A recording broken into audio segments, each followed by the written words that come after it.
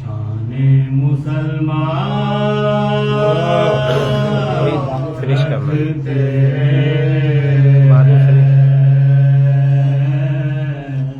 اسلام ہمارا مذہب ہے، ہم شان مسلمان رکھتے ہیں، یہ بات ہمیں پر زیبا ہے، ہم غیب پہ ایمان،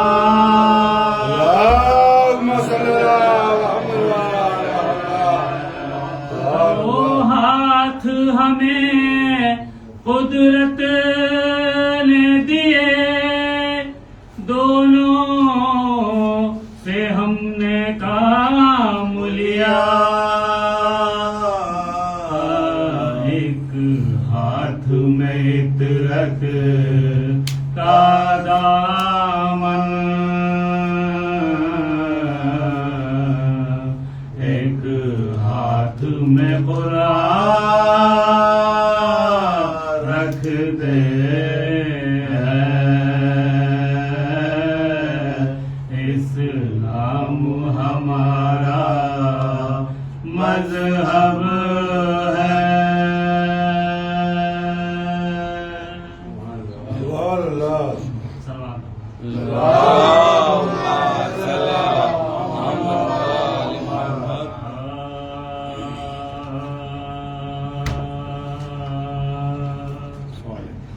مجلس شہ میں میرا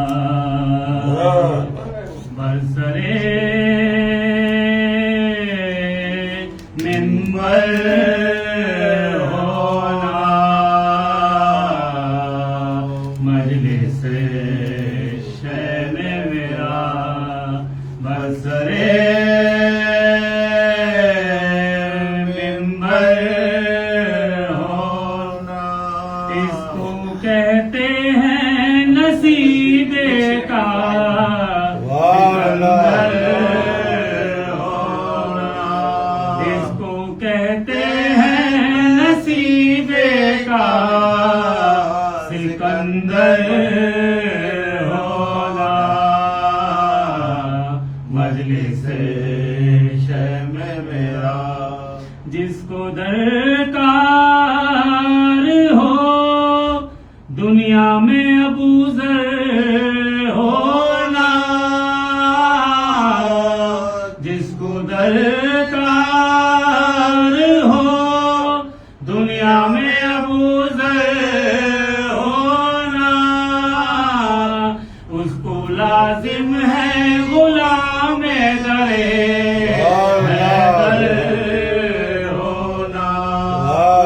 لازم ہے غلام درے حیدر ہونا،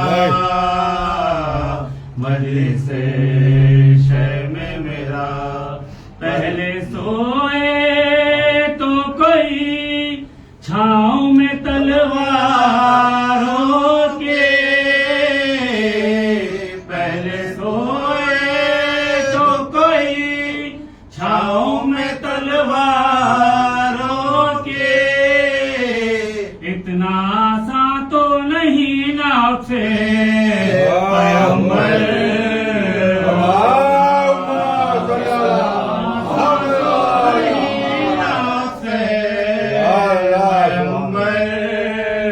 ہونا، مجلس شہ میں میرا برسرے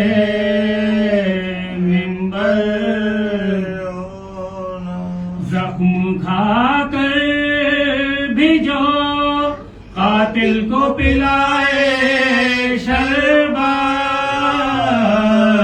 زخم کھا کر بھی جو قاتل کو پلائے شربت، زیب دیتا ہے اسے ساقی کوثر ہونا، دیتا ہے اسے ساقیے کوثر ہونا مجلس شہ میں میرا بسرے ممبر ہونا عمر بھر غیرت انسان کو ڈسے گا یہ خیال عمر بھر غیرت انسان کو ڈسے گا یہ خیال بنت زہرا تیرا بلوے میں سر ہونا مجلس شہ میں میرا برسرے ممبر ہونا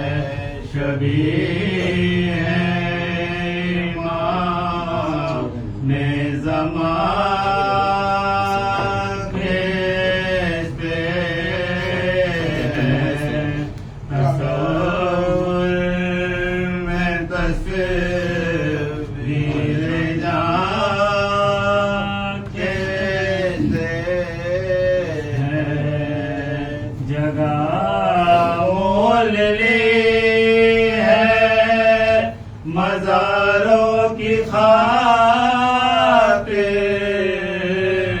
جگہ مول لی ہے مزاروں کی خاطر شہیدی زمین پر نشان کھینچتے ہیں شبیہ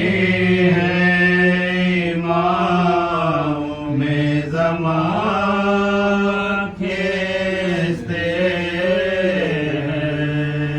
کہاں رو کے اکبر نے درد تھم جا کہاں رو کے اکبر نے درد تھم جا کہ سینے سے بابا سینہ کھینچتے ہیں شبیہ امام زمان کھینچتے ہیں کہاں بیڑیاں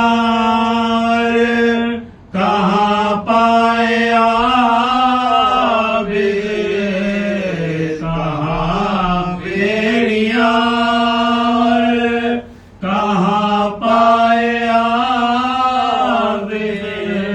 یہ لنگر کہیں ناتواں کھینچتے ہیں شبیہ امام زمان کھینچتے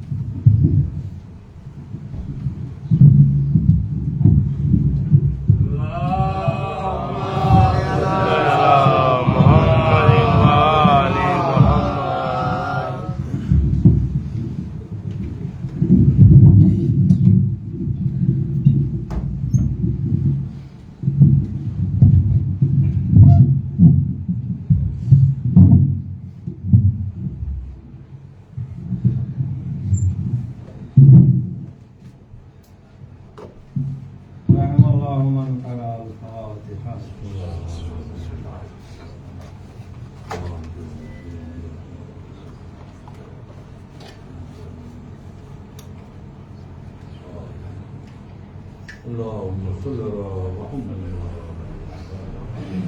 कैसी चल रहा है? क्या लगा? कैसी? لا حول ولا قوة إلا بالله العلي العظيم. أعوذ بالله من الشيطان اللعين الرجيم. حسبنا الله ونعم الوكيل، نعم المولى ونعم النصير. بسم الله الرحمن الرحيم. الحمد لله الذي هدانا لهذا وما كنا لنهتدي لولا أن هدانا الله لقد جاءت رسل ربنا بالحق.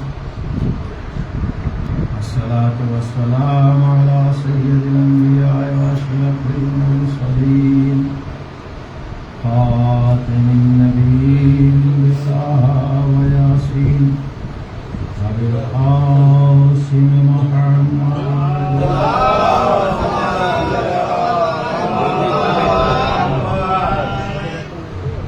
ثم الصلاة على أهل بيته الطيبين الطاهرين المعصومين المهديين المنذرين المظلومين وبرد الميامين ولعنة الله على أعدائهم وعاصم حقوقهم أجمعين. أما بعد فقد قال الله تبارك وتعالى وقوله الحق. بسم الله الرحمن الرحيم. كنت قلنا مخفيا فأحببت أن أعرف وجدهم الوالدين. اللهم صل على محمد وآل محمد.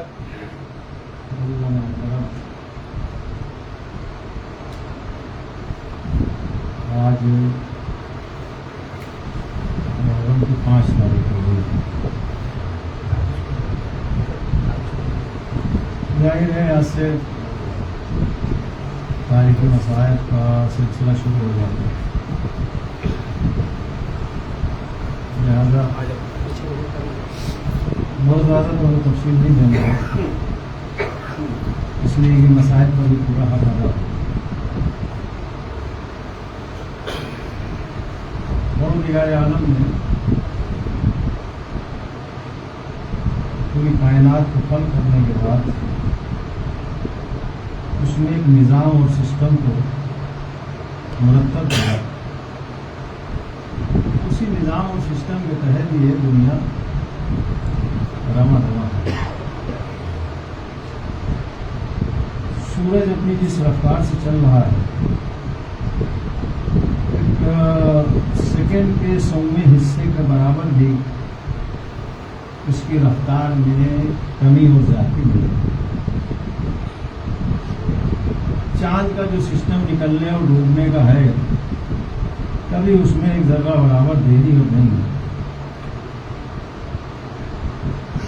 وہ خدا جس نے جانوروں کے لیے نظام بنایا، پرندوں کے لیے نظام بنایا، پانی میں رہنے والے جانوروں کا نظام اور قانون الگ، اور زمین پہ رہنے والے جانوروں کا نظام اور قانون الگ، کیسے ممکن ہے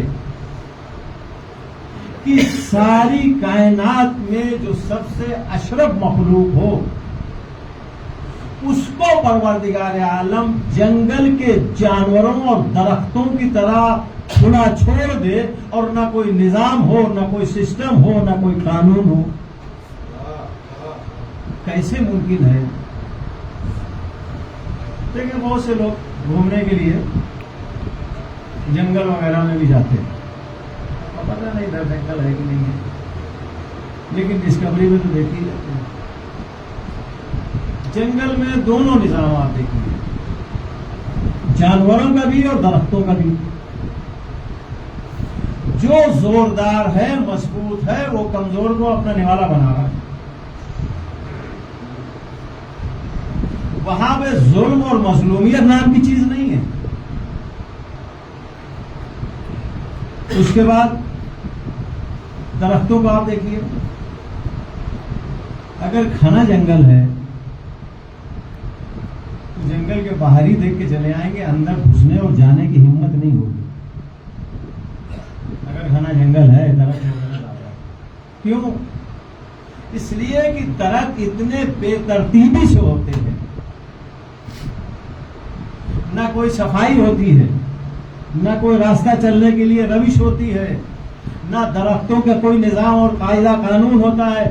جو بڑا درخت ہوا اس نے چھوٹے کو کچل لیا. یعنی جنگل میں اگر آپ سے کہا جائے آپ 5 منٹ بیٹھ نہیں سکتے, بیٹھنا تو دور ہے, جنگل میں گھس نہیں سکتے. اگر گھنا جنگل ہے, درخت وغیرہ زیادہ ہیں, اگر کسی جنگل میں جنگلی جانور ہیں شکار کرنے والے, تو آپ کی ہمت نہیں ہوگی کہ اندر چلے جائیں. اب آپ یہ بتائیے کہ اللہ نے جنگل کے جانوروں کو جس طرح چھوڑا, جنگل کے درختوں کو جس طرح سے آزاد چھوڑا, اگر انسان بھی اسی طرح آزاد ہو جائے تو نہ تو جنگل کے جانور اور انسان میں کوئی فرق رہے, نہ جنگل کے درختوں اور انسانوں میں کوئی فرق رہے. وہی درخت اگر پارک میں لگے ہیں تو آپ کا جانے کا دل بھی کرے گا, 2 گھنٹے بیٹھ کے بھی آئیں گے. لیکن وہی درخت اگر جنگل میں ہے تو جنگل میں جانے کی ہمت نہیں پڑے گی. کیوں؟ اس لیے کہ وہاں پر نہ تو درختوں میں ترتیب ہے, نہ راستے کے لیے کوئی راستہ بنایا گیا, روش ہے. ہر بڑا درخت چھوٹے درخت کو دبائے ہوئے ہیں, سوکھی ٹہنیاں اور پتے اتنے گرے ہوئے کہ راستہ نہیں چل سکتے.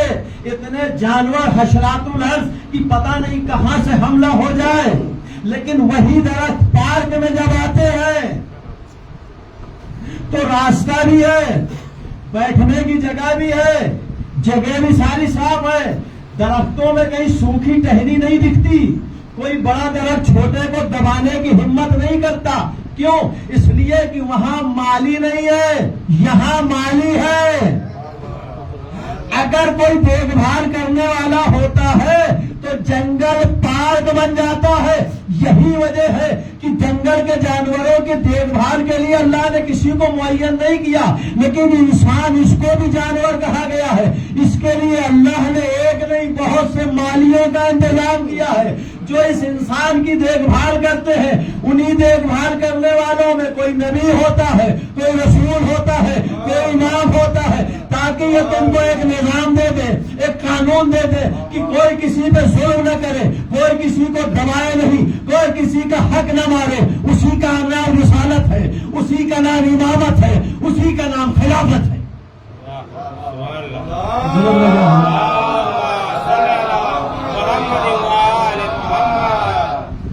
اور یہ اللہ نے اپنے اوپر نہیں چھوڑا, انسانوں کے اوپر نہیں چھوڑا. یہ کیوں انسانوں کے اوپر نہیں چھوڑا؟ بھائی مثالیں تو آپ کے سامنے ہیں. رسول اللہ کے بعد کیا ہوا؟ اپنی اپنی پسند سے بنا لیا. نتیجہ کیا ہوا؟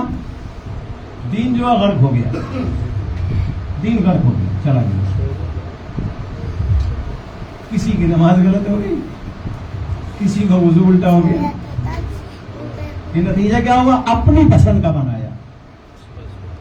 آج کل اپنے سماج میں دیکھ لیجیے, اپنے زمانے میں ایک کانگریس پارٹی کا کھڑا ہوتا ہے, ایک بی جے پی کا, ایک آپ کا, ایک فلاں کا, ایک جماعت کا, سب کو ووٹ ملتا ہے. بھائی سارے لوگوں میں ایک بہت اچھا ہوگا, ایک کم اچھا ہوگا, ایک خراب ہوگا. جو خراب ہے ایک ووٹ نہیں ملنا چاہیے, جو کم اچھا ہے اس کو تھوڑے سے مل جائے, جو بہت اچھا ہے اس کو جیتنا چاہیے. کبھی کبھی بہت اچھا والا ہار جاتا ہے, بہت خراب والا جیت جاتا ہے. پتا ہے کیوں؟ ووٹ دینے والے جس مزاج کے ہیں نا, اسی مزاج کا نمائندہ لے کر آتے ہیں. اگر بنیوں کی بستی زیادہ ہے تو کوئی تاجر اور بنیا آئے گا. اگر سروس کرنے والوں کی بستی زیادہ ہے, آبادی زیادہ ہے, تو کسی پڑھے لکھے کو لے کر آئیں گے. کسی مزدور کی بستی اگر ہے اور ووٹ زیادہ ہے تو کسی بدماش اور دبنگ کو لے کر آئیں گے جو گردن پکڑ کے ووٹ لے لے. تو اگر انسانوں کے اوپر ہو تو ہر انسان اپنی پسند اور اپنی مرضی کا لے کے آئے. اچھا ایک بات اور ہے, ایک مسئلہ تو یہ ہوا, دوسرا کیا ہے, ہم جس کو چن رہے ہیں آج وہ اچھا ہے, کل اگر اس کی نیت بدل جائے اور کل بےمانی کرنے لگے, وہ خراب ہو جائے جب منصب پر آئے, تو آپ کیا کہیں گے؟ ارے ہم کوئی غیب کا علم تھوڑی جانتے تھے, جس دن ووٹ دیا تھا اس دن تک ٹھیک تھا, اس کے بعد وہ بگڑ گیا. تو اللہ نے کہا کہ سنو, اگر یہ چیز ہم انسانوں کے اوپر ڈال دے تو انسان اپنی مرضی کا لائے, اور جب خراب ہو جائے تو ہماری غلطی دے اور کہے ہم کو غیب کا علم تو جانتے نہیں تھے, جب تک ہم نے چنا تب تک اچھا تھا, اگلے دن سے برا ہو گیا. اب چونکہ اللہ ہے عالم الغیب, اللہ جس کو لائے گا تو یہ دیکھ کے نہیں لائے گا کہ آج تک کیسا ہے, اللہ جس کو لائے گا یہ دیکھ کر لائے گا کہ مرتے دم تک کیسا رہے گا. ہم چونکہ گنہگار ہیں, ہم اپنی پسند کا لے کر آئیں گے, اللہ تو معصوم ہے. اب اللہ جس کو لے کر آئے گا تو وہ بھی معصوم ہوگا. اسی لیے سارا نبی معصوم, سارے رسول معصوم, سارے امام معصوم. اللہ عالم الغیب تھا, وہ جس کو لے کے آیا وہ عالم بھی تھا, عالم الغیب بھی تھا.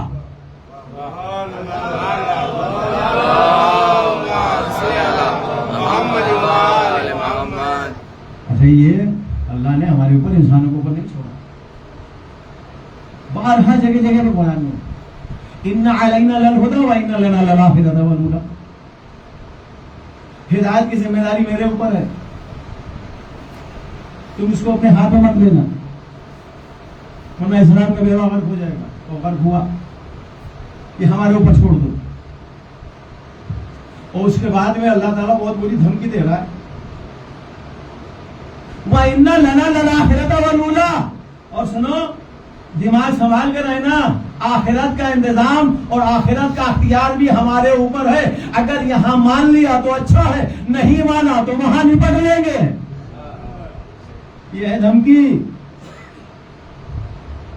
ہر قوم کے لیے ہم نے ہادی بنایا, کوئی یہ نہیں کہہ سکتا کہ ہمارے لیے کوئی ہادی اور رہنما نہیں ہے.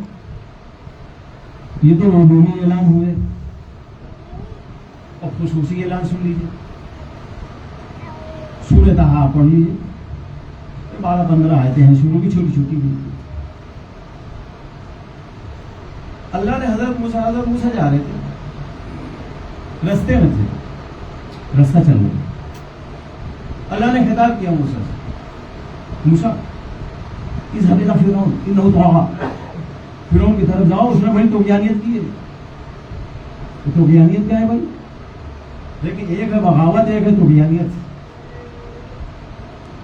بغاوت وہ ہے جو لمٹ میں رہتی ہے, طغیانیت وہ ہے جو بندگی پار کر کے خدائی تک پہنچ جاتی ہے. جب تک اپنے آپ کو بندہ کہتا رہا, اللہ نے موسیٰ کو فرعون کی طرف نہیں بھیجا. لیکن جہاں خدا بن گیا, نہیں اب تو معاف کرنے والا مسئلہ نہیں ہے, جاؤ سمجھا جائے کچھ. حضرت موسیٰ نے جیسے ہی سنا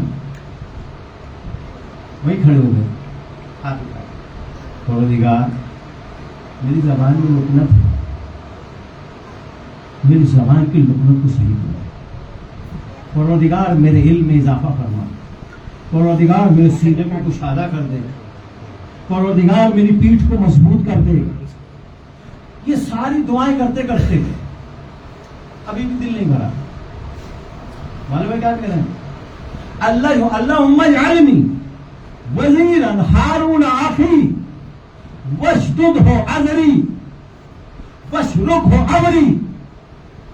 پروردگار اتنی ساری دعائیں کر لی, سینہ کشادہ ہو جائے, زبان کی لکنت دور ہو جائے, علم بھی ہو جائے, اور طاقت وہ سب کچھ مانگ لیا, لیکن ابھی بھی کم ہے. کہہ رہے ہیں پروردگار اللہم اجعلنی وزیرا, معبود میرا ایک وزیر بنا دے. یعنی موسیٰ کو پتا ہے کہ اکیلے جائیں گے تو خطرہ ہے, وزیر ساتھ میں رہے گا تو میری حمایت و مدد کرے گا، پھر کوئی خطرہ نہیں ہوگا۔ وزیر معبود میرا وزیر بنا دے۔ دیکھیں اگر مسئلہ یہیں تک رہتا اور دعا یہیں تک رہتی تو بھی بات سمجھ میں آتی ہے، لیکن دعا اور آگے بڑھی، اور دعا جتنی آگے بڑھ رہی ہے اتنا ہی پروردگار عالم کا نظام اور سسٹم صاف ہوتا چلا جا رہا ہے۔ معبود میرا وزیر بنا دے۔ کون؟ ہارون کو، اخی جو میرا بھائی ہے، وشدد حاضری میں جو میری پیٹھ مضبوط کرے۔ پیٹھ مضبوط کرنے کا محاورہ ہوتا ہے، سمجھے نا، یعنی جو میری طاقت بنے۔ بشرک حامری جو میرے کام میں شریک ہو۔ موسیٰ اگر آپ پہلا جملہ کہہ کے خاموش ہو جاتے تو بات سمجھ جاتے، لیکن جو اتنی لمبی دعا آپ نے کی نا تو وہاں تھوڑا کنفیوز ہو گئے۔ اللہ نے آپ سے کہا تھا کہ فرعون کے پاس جاؤ، اب آپ کے اوپر تھا آپ اپنے ساتھ ایک لے کے جائیں یا 10 لے کے جائیں، بھئی جتنی طاقت آپ کو چاہیے تھی اتنی لے کے چلے جاتے۔ یہ رک کے دعا کرنے کی کیا ضرورت تھی کہ پروردگار میرا وزیر بنا دے؟ ارے پورے خاندان میں کسی کو چن لیا ہوتا، اور آپ کو پتا بھی ہے کہ آپ کی وزارت کا لائق ہارون ہے، تو اور مشکل نہیں تھی، جا کے ہارون کو جو ہے گھر سے بلا لیتے، چچیرے بھائی تھے، ہاتھ پکڑ کے چلے جاتے اور جو بھی جو ہے فرعون کے سامنے کرنا ہوتا کر لیتے، یا 8-10 اور قبیلے والے لے لیتے۔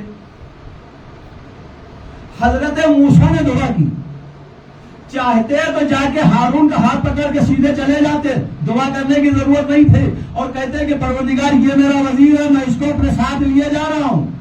اب اس کے بعد کیا ہوتا وہ میں نہیں جانتا، اللہ جانے، موسیٰ جانے، لیکن حضرت موسیٰ نے اپنی مرضی سے ہارون کا اپنا وزیر نہیں بنایا، بلکہ اللہ سے دعا کر رہے ہیں۔ جب دعا ہو گئی تو اللہ نے کہا اے موسیٰ جو کچھ تم نے مانگا تھا میں نے دے دیا، یعنی وزیر مانگا تھا میں نے وزیر بنا دیا۔ میں کہوں گا موسیٰ ارے حکم تم کو دیا گیا تھا، وزیر کا تو کوئی مسئلہ ہی نہیں تھا، اپنی مرضی سے بنا لیا ہوتا، قبیلے والوں سے ووٹنگ کروا لی ہوتی، لیکن حضرت موسیٰ نے کچھ نہ کیا، اللہ سے دعا کی پروردگار میرا وزیر بنا دے۔ اللہ نے کہا میں نے دعا قبول کی، ہارون کو وزیر بنا دیا۔ اے موسیٰ اتنا جلیل القدر نبی ہے، صاحب شریعت ہے، اولو العزم نبیوں میں اس کا نام ہے، جب یہ اپنا وزیر بنانے پہ آئے تو اس کو بھی اللہ سے دعا کرنا پڑے۔ اتنا بڑا نبی اپنی زندگی میں اپنا وزیر خود نہ بنا سکے، اللہ سے وزیر مانگے، کیسے ممکن ہے؟ جب موسیٰ اپنا وزیر نہ بنا پائے تو یہ امت مسلمہ رسول کا وزیر کیسے بنا سکتی ہے؟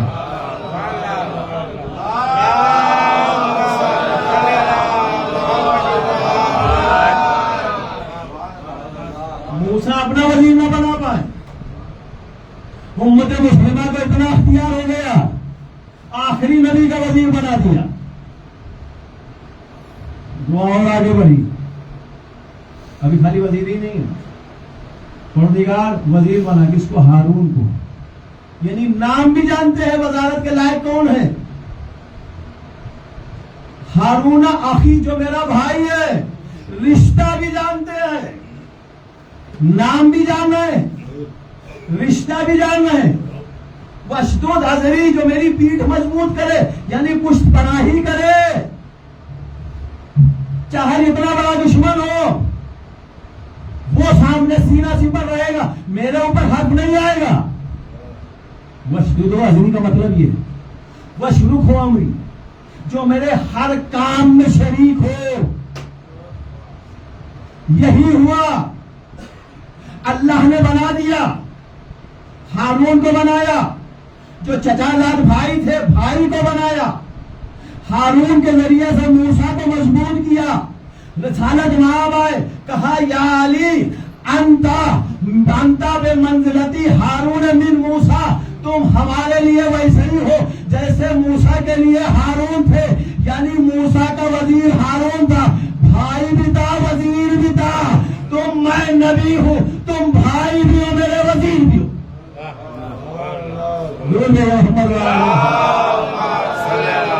محمد یہ ہے نبی جو بغیر اللہ سے اپنا وزیر خود نہیں بنا سکتے. اب یہی قرآن پڑھ لیجئے میرے نبی کے سلسلے میں کیا ہے. نبی کو کتنا اختیار ہے. نبی کی زبان پہ اللہ نے مہر لگائی وما ينطق عن الهوى إن هو إلا وحي يوحى. نبی بغیر منشاء الہی کی بولتا نہیں. کیسا نبی ہے. خواہش رکھتے ہی نہیں. خواہش رکھتے ہی نہیں. اپنی مرضی کا کبھی کرتے ہی نہیں. بڑے نازک مرحلہ ہے. آپ یہ بتائیے کہ وزیر تو بہت بڑی بات ہے، اما یہ نبی دعا بھی تو کرتا ہے نا. بغیر اللہ کے کہے دعا تک نہیں کرتا. بغیر اللہ کے کہے دعا نہیں کرتا. شب ہجرت رسول اللہ جا رہے تھے، اللہ کی مدد کی درکار تھی. اللہ نے کیا کہا؟ کون؟ اللہ کہتا ہے رسول اللہ سے کون؟ رب ادخلنی مدخل صدق واخرجنی مخرج صدق. اے میرے حبیب دعا کرو. توجہ چاہتا ہوں. اللہ کیا کہہ رہا ہے؟ میرے حبیب دعا کرو کہ مجھ کو یہاں سے صداقت کے ساتھ نکال دے اور مدینے میں صداقت کے ساتھ داخل کر دے. موسیٰ اپنا وزیر خود سے نہیں بنا رہے. میرے نبی کی باری آئی. میرا نبی وزیر بنانا تو چھوڑو، اپنے لیے دعا بھی خود سے نہیں کر رہا ہے. جب اللہ کہتا ہے تو دعا کرتا ہے. وہ سوچو، وہ نبی اور وہ رسول جو اپنی حفاظت کے لیے، اپنی قوت کے لیے، اپنی مدد کے لیے اپنے آپ سے دعا تک نہ کرے، بھلا کیسے ممکن ہے وہ امت کو یہ اختیار دے کے جائے کہ اس کا وزیر رسول نہ بنائے، خدا نہ بنائے، امت بیٹھ کے بنا لے.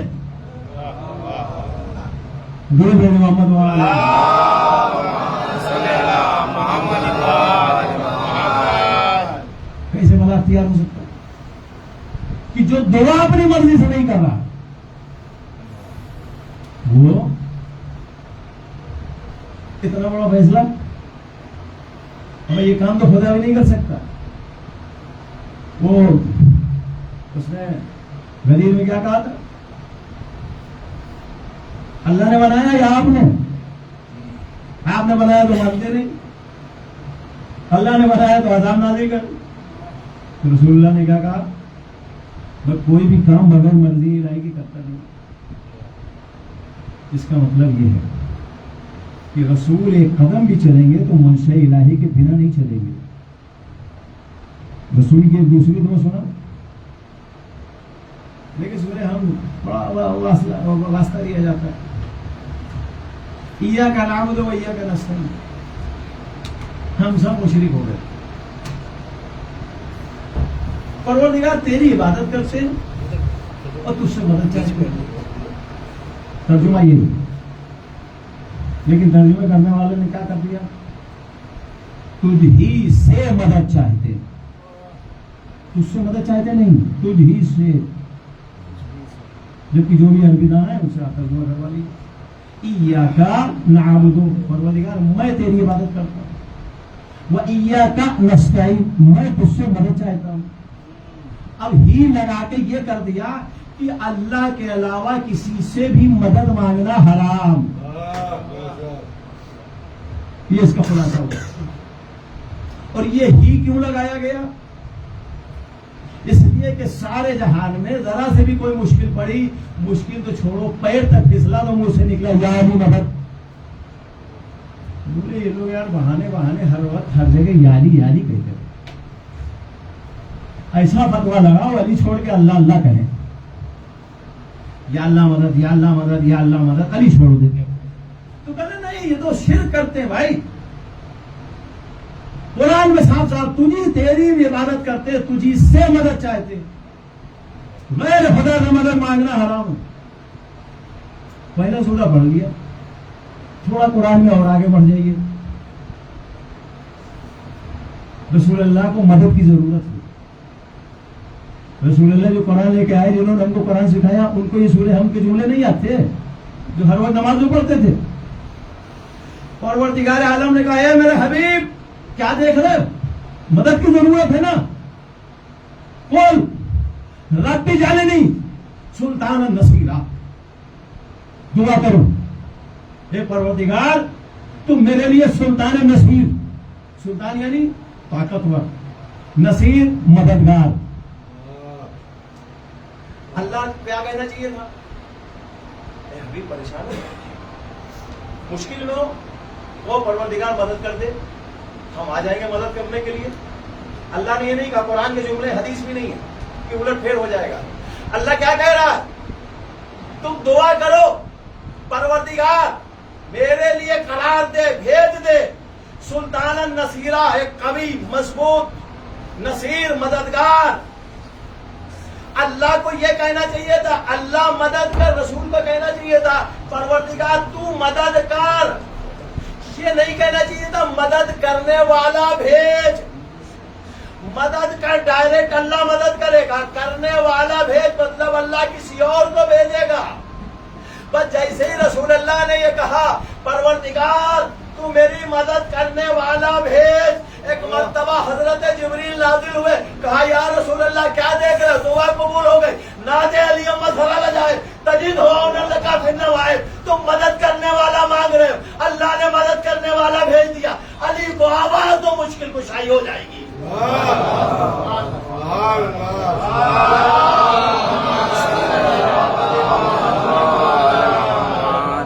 थोड़ा थोड़ा आगे बढ़ जाओ भैया, भैया थोड़ा थोड़ा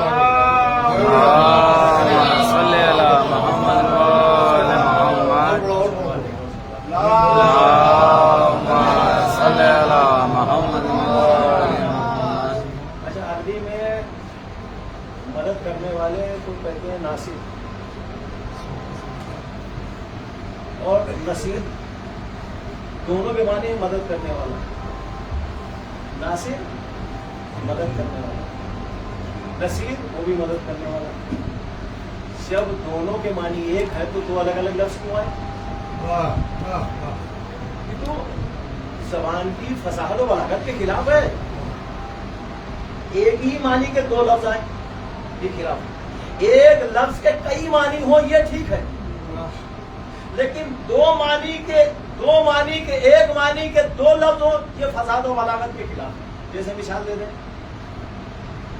बिस्मिल्लाहिर्रहमानिर्रहीम, एक रहमान एक रहीम। रहमान का मतलब क्या है? रहम करने वाला। रहीम का मतलब क्या है? रहम करने वाला। जब दोनों के मतलब रहम करने वाला है तो एक ही बिस्मिल्लाह में अल्लाह ने दो लफ्ज को तकरार क्यों की? वो खुदा जो ज़बानों का मालिक है, अगर रहमान कह देता तो बात मुकम्मल थी, रहीम कह देता तो भी बात मुकम्मल थी। लेकिन आखिर माजरा क्या हुआ कि परवरदिगार आलम ये कह रहा है रहमान, ये कह रहा है रहीम, तो दोनों के मानी में कुछ न कुछ फर्क होगा। भाई साहब एक बहुत बारीक सा फर्क है। रहमान का मतलब वो रहम जो दुनिया में किया जाए, रहीम का मतलब वो रहम जो आखिरत में किया जाए। अब ये दोनों रहम में फर्क क्या है? जो दुनिया में रहम होगा सबके लिए होगा, हवाएं चलेंगी, मोमिन भी हवा से फायदा उठाएगा, काफिर भी फायदा उठाएगा, मुशरिक भी फायदा उठाएगा, गुनहगार भी फायदा उठाएगा, नमाजी भी फायदा उठाएगा। सूरज निकलेगा, हर कोई सूरज से फायदा उठाएगा, चाहे कोई मोमिन हो चाहे कोई गुनहगार हो। चांद निकला, हर कोई फायदा उठाएगा, कोई भी हो। जमीन का फर्श बिछाया, हर कोई चलेगा, चाहे मोमिन हो चाहे गुनहगार हो। पानी को खल किया, हर कोई पीता रहेगा, चाहे कोई भी हो, चाहे गुनाह करता हो, चाहे मुसलमान हो, चाहे मोमिन हो, चाहे मुत्तकी हो, चाहे फिरौन हो, चाहे शद्दाद हो, चाहे नमरूद हो। ये है दुनिया का रहम। आखिरत का रहम वो है, परवरदिगार सब पे रहम नहीं करेगा जो रहम के लायक है।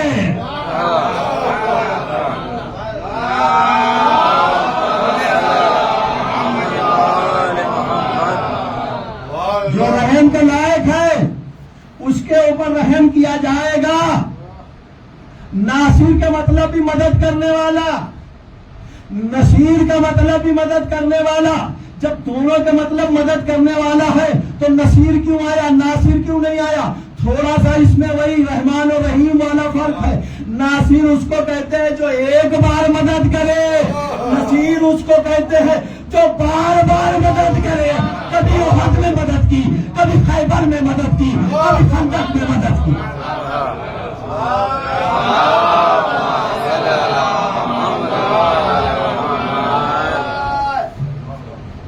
سورہ ہم کا ایک آیت اور پڑھ دیں, وہاں پہ بھی بڑا اعتراض ہے اور وہ سارے اسلام جو ہے اس کا بیڑا غرق ہو گیا.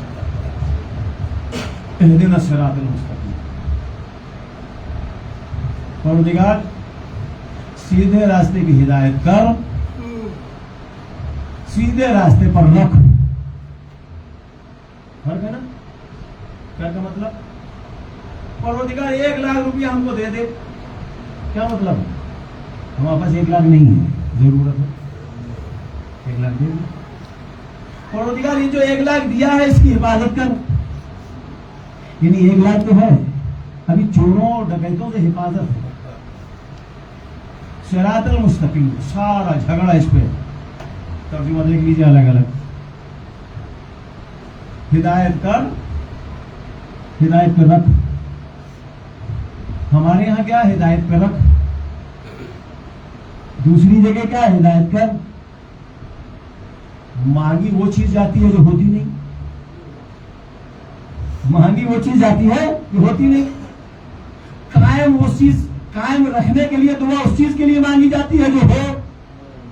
اللہ کا شکر ہے اللہ نے جو ہدایت دی تھی وہ ہمارے پاس محفوظ ہے. اس لیے ہم یہ نہیں کہتے کہ ہدایت کر, ہم کہتے ہیں جو ہدایت مل چکی اس کو ہمارے پاس رکھ. جو کہتے ہیں ہدایت کر, صراط المستقیم کی ہدایت کر, وہ ہر روز یہ اعلان کرتے ہیں کہ 1400 سال ہو گئے ابھی تک وہ صراط المستقیم نہ ملا.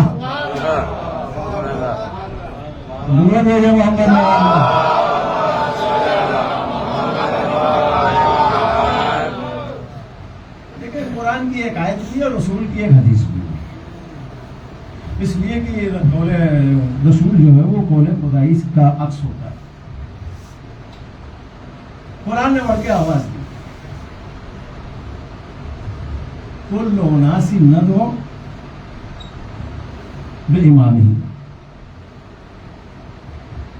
محشر کے دن ہر انسان کو اس کے امام کے ساتھ اٹھائیں گے, جیسا اس کا امام اسی کے ساتھ وہ اٹھے. یہ ہے قرآن کی آیت. رسول نے کیا کہا, من مات ولم یعرف امام زمانے مات میتۃ جاہلیہ. جو اپنے زمانے کے امام کو پہچانے بغیر مر جائے اس کی موت کیا ہے؟ جاہلیت کا موت. یعنی اللہ نے قرآن میں بھی امام, رسول نے حدیث میں بھی امام. ہمیں یہ امام ہے کیا؟ آج تک لوگوں کی سمجھ نہیں آیا یہ امام کیا ہے. اس لیے کہ زندگی میں کبھی امام سنا ہی نہیں تھا. بھائی زندگی میں جو سنتے رہے خلیفہ خلیفہ, وہاں پہ جب اللہ نے فرشتوں نے آواز دی سب لوگ اپنے امام کے پیچھے لگ جاؤ, ایک بڑی کم تعداد تھی 10% جو امام کے پیچھے لگ گئی, اور 15% تعداد یہی ڈھونڈ رہی امام کہاں گیا. اس لیے کہ زندگی بھر تو امام دیکھا نہیں تھا, امام سنا ہی نہیں تھا. اب جب امام ہے ہی نہیں تو لائن کہاں لگائیں گے. رسول اللہ کو تو نبی کہہ رہے تھے, رسول اللہ تو رسول ہے, تو رسول کی امت تو ہے لیکن امام نہیں. اب یہ بتائیے کہاں جائیں گے سر. ہم تو اللہ کا شکر ہے جو علی کے زمانے میں ہمارا علی کے پیچھے لگ جائے گا, جو حسن کے زمانے میں ہمارا حسن کے پیچھے لگ جائے گا, جو حسین کے زمانے میں ہمارا حسین کے پیچھے لگ جائے گا, چوتھے امام کے زمانے میں ہمارا ان کے پیچھے لگ جائے گا, ہم آخری زمانے میں ہم مریں گے تو ان کے پیچھے لگ جائیں گے.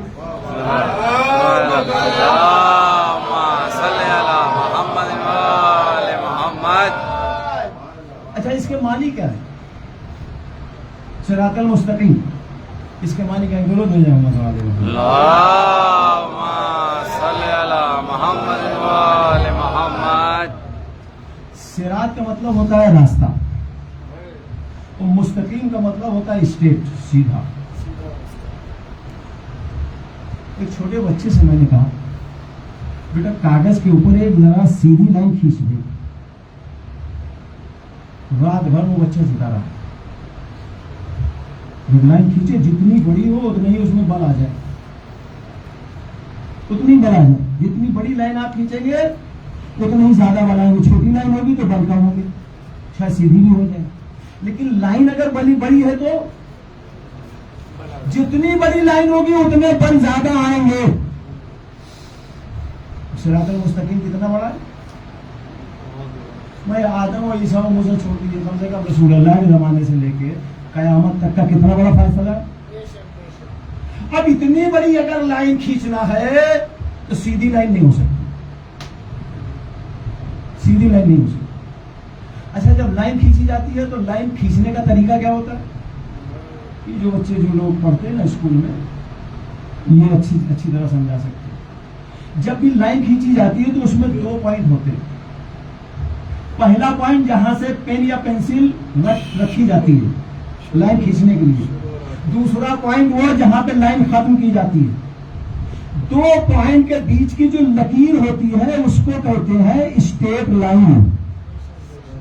समझे आप? अल्लाह ने क्या कहा?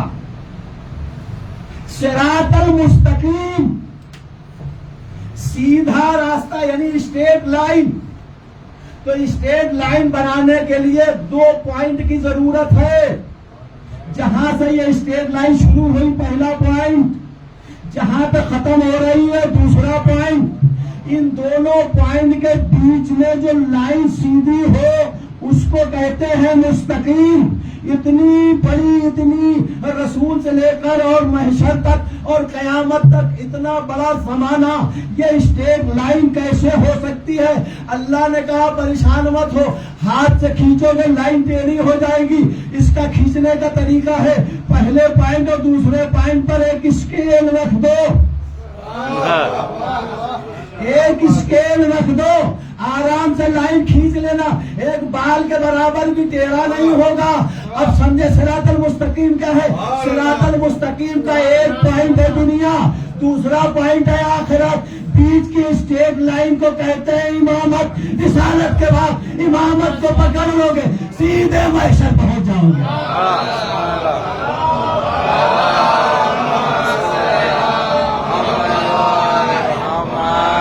नारे हैदरी.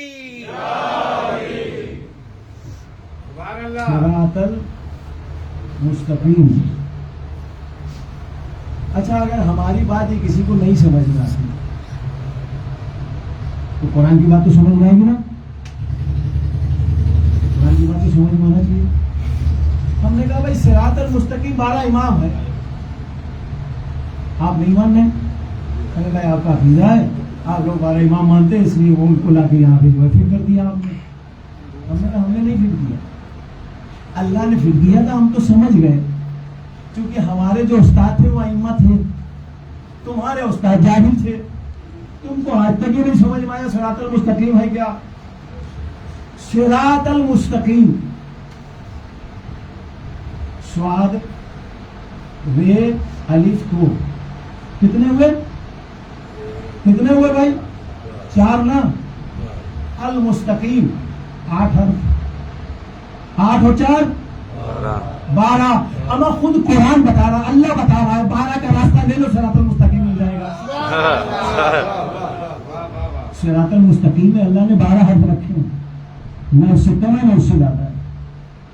रसूल के बाद यही 12 वो हैं जो सिरातल मुस्तकीम बन के और तुमको महशर तक पहुंचाएंगे और वहां पर तुमको बेड़ा गर्क होने से बचाएंगे.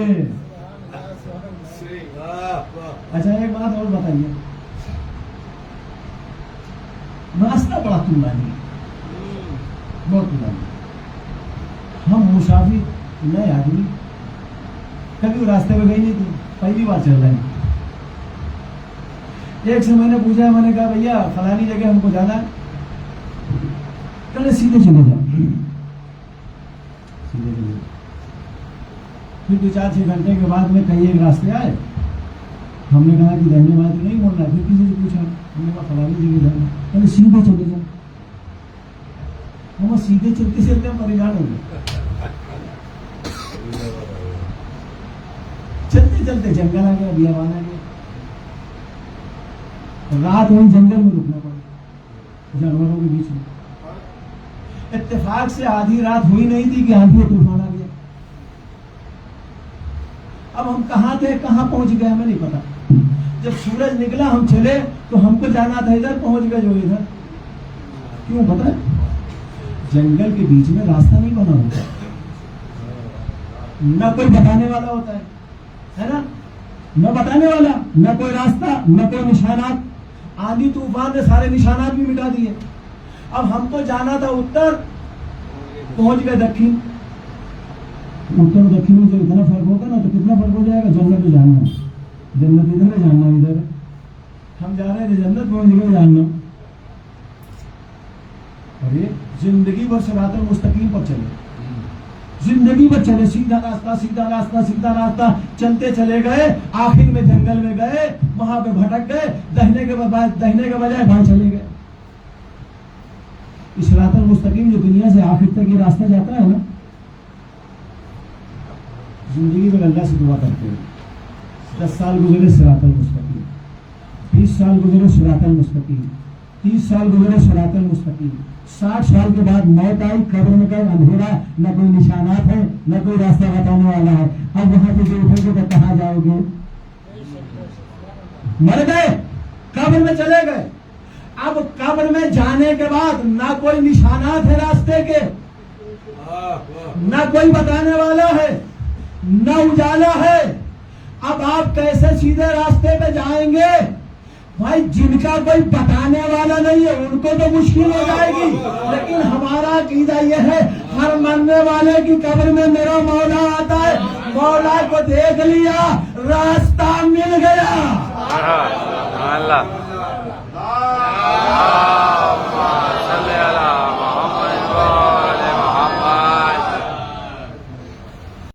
مولا کو دیکھ لیا، راستہ مل، یہی راستہ